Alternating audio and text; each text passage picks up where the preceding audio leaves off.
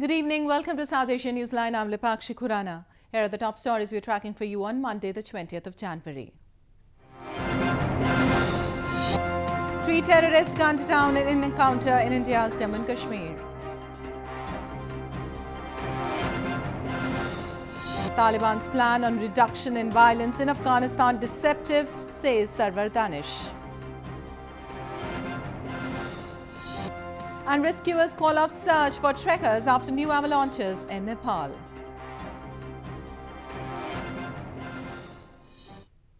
And now for all the details. Indian Prime Minister Narendra Modi on Monday interacted with students as part of Pariksha Pe Charcha event in capital New Delhi. He shared tips with them to ensure they take the upcoming board and entrance exams in a relaxed manner.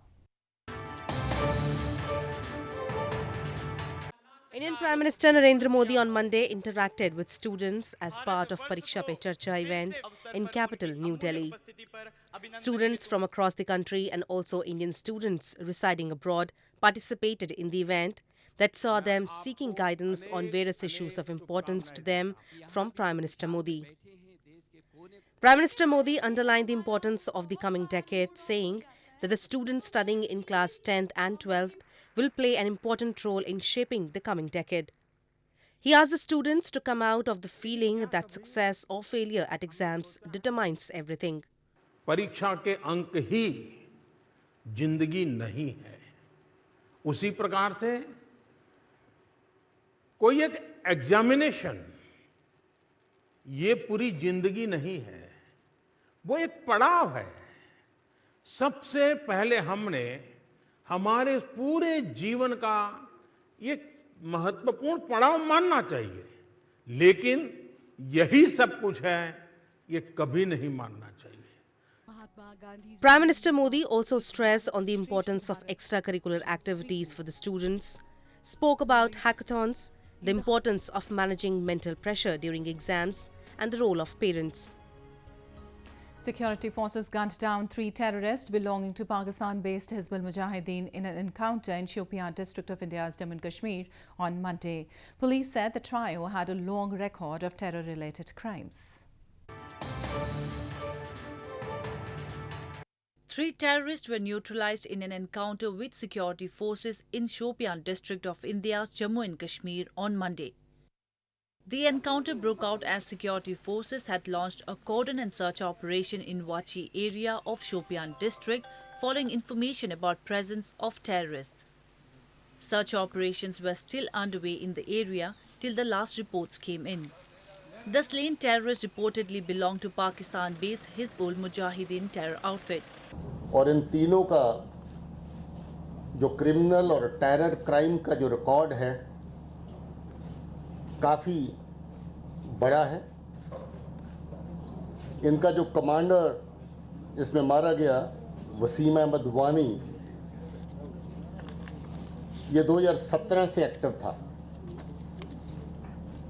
और अभी इसका जो दर्जा हिजबुल मुजाहिदीन के अंदर उस इलाके के अंदर काफ़ी बड़ा था। India blames neighbouring Pakistan for arming and aiding terrorists to infiltrate across the border to spread unrest in Kashmir Valley. Pakistan, however, denies the allegations. Moving on, contractual rescue workers in Gilgit-Baltistan who have been helping people in the difficult times are themselves struggling for survival as authorities have not paid them their salaries for months now. The workers recently held a protest over the delayed salaries and also demanded job regularization. Contractual workers of the Rescue 1122 emergency service in Gilgit-Baltistan recently carried out a protest demanding job regularization and over their delayed salaries. The protesters claimed the authorities in the illegally occupied region have not provided them salaries for months now, and they do this every 2 to 3 years, where they delay the salaries for 6 to 7 months. The demonstrators warned they will continue their protest until the authorities give them their dues, as they do not have any other option to survive. सबसे पहले तो हमारा service structure का मसला है। अभी तक 8 साल हमारे गिलगित-बल्तिस्तान में कंप्लीट हो चुके हैं, अभी तक सर्विस स्ट्रक्चर हमारा नहीं बन चुका है। उसके बाद का जो मसला है हमारा एफडीए का मसला है। एफडीए का हमारा फीस डेली लॉस होता है, वो अभी तक 8 साल कंप्लीट हो चुके हैं, अभी तक हमें वो नहीं दिया जा रहा है। उसके बाद हमारा मुस्तकिली का मसला है। जो सेकंड बैच है वो उसके 4 साल कंप्लीट हो चुके हैं। गांचे, द्यामर और गिलगित नगर के 4 साल कंप्लीट हो चुके हैं। अभी तक जो है हमें मुस्तकिल नहीं किया जा रहा है। Gilgit-Baltistan, a part of the erstwhile Jammu and Kashmir province of India, was annexed by Pakistan more than 6 decades ago. It has been under a corrupt administration since then, and locals have been struggling for even their basic rights. In news from Afghanistan, Afghanistan's second Vice President Sarwar Danish has said that Taliban's plan to reduce violence is deceptive. The Taliban has said that it is prepared to scale down operations ahead of a peace deal with the United States. The Afghan government has, however, insisted that the group must agree to a ceasefire. Afghanistan's second Vice President Sarwar Danish, reiterating the Afghan government's stance on peace, said on Sunday that the Taliban's plan to reduce violence is a way of evading a real peace and it is deceptive. Speaking at a ceremony in Kabul, Danish said, the United States may sign a peace agreement with the Taliban, but it will not solve any problems in Afghanistan. This comes as Taliban's spokesperson Suhail Shaheen, in a series of tweets last Friday, said that the Taliban and US negotiators met in Doha to discuss the signing of a peace deal. He said the talks were useful and would continue for a few days. The Taliban had earlier said it is prepared to scale down operations ahead of signing a deal with the United States. The Afghan government has, however, insisted that the Taliban must agree to a ceasefire. In news from Nepal, rescuers in Nepal called off efforts on Monday to find 7 people, including 4 South Koreans, after fresh avalanches hit the Annapurna region, where the group went missing last week, an official said. The search for 7 trackers who went missing in Nepal's northwest Himalayan region after an avalanche hit their trail continued, local officials said on Monday. Rescue teams shared images of the operation's efforts to find trackers, 4 South Korean trackers and their 3 Nepali guides at an area believed to be where they were last at. The area where the avalanche struck the group is estimated to be about 93.21 miles northwest of Nepali capital Kathmandu, according to the officials. Around 200 people, including tourists, guides, helpers and others who were trapped after the avalanche, were rescued and brought to a safer place, officials said on Sunday. Mount Annapurna in northwest Nepal is the world's 10th highest mountain at 8,091 meters, and its base camp is popular with thousands of trekkers who visit annually. Deputy Speaker of Nepal's lower house of parliament, Shiva Maya Tumbahangfe, on Monday resigned from her post, making way for the appointment of a new speaker. The latest development came a day after the ruling Nepal Communist Party nominated Agni Prasad Sapkota for the post of speaker for the house.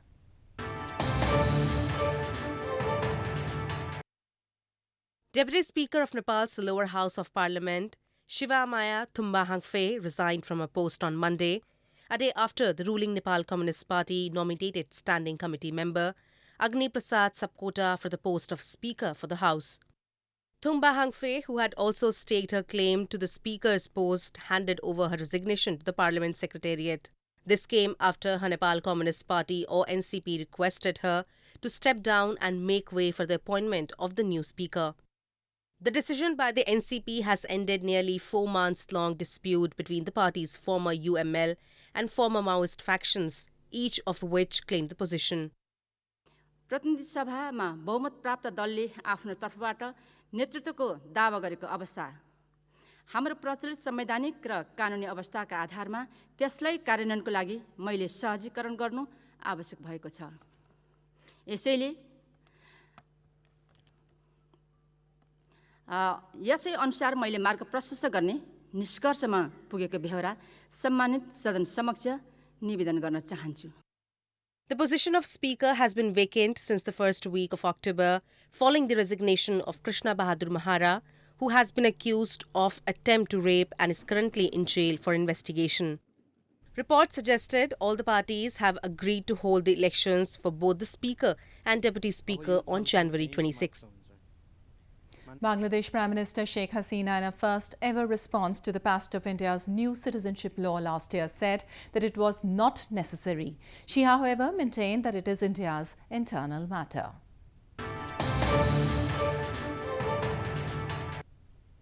Prime Minister of Bangladesh Sheikh Hasina has said that India's new citizenship law, the Citizenship Amendment Act, that aims to give rights to minority communities of Bangladesh, Afghanistan and Pakistan, was not necessary. In an interview to Gulf News in Abu Dhabi, where she held high-level meetings, Hasina said that Indian Prime Minister Narendra Modi had personally assured her that National Register of Citizens was an internal matter of India that would not affect her people. The Bangladeshi Prime Minister, however, maintained that Citizenship Amendment Act is India's internal matter. The statement is the first by Hasina since the controversial law that has triggered protest across India was cleared by the Indian Parliament last December. Subsequently, Bangladesh also cancelled several high-level meetings to India that included the visits of Foreign Minister A.K. Abdul Momen and Interior Minister Asaduzaman Khan, among others. Citizenship Amendment Act provides a path to Indian citizenship for members of Hindu, Sikh, Buddhist, Jain, Parsi and Christian religious minorities who have allegedly fled persecution from Pakistan, Bangladesh and Afghanistan before December 2014. Origami artist in Western India recently attempted a record of creating a 51-feet-long towel art in an effort to generate awareness about the endangered Siamese crocodile. Over 870 towels were used to create the structure of the species by a team of 7 artists.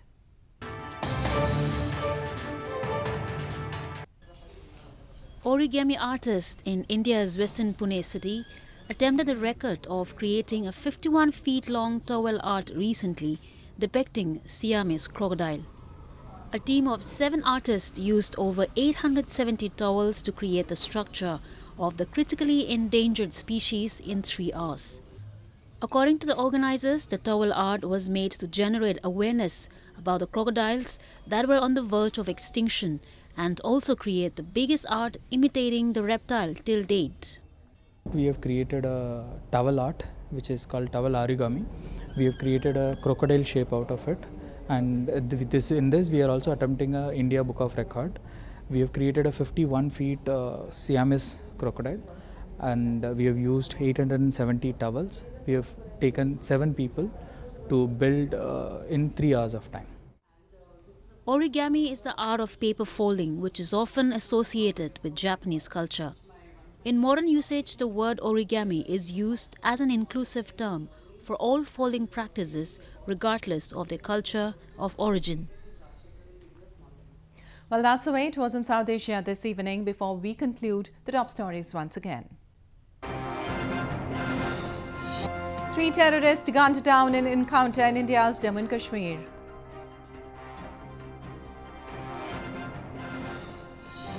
Taliban's plan on reduction in violence in Afghanistan deceptive, says Sarwar Danish.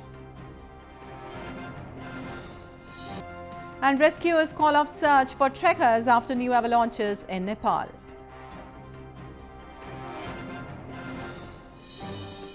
Now our viewers can watch the show on SouthAsiaNewsline.com. You can also visit us on Facebook.com/SAsiaNewsline and follow us on Twitter @SAsiaNewsline.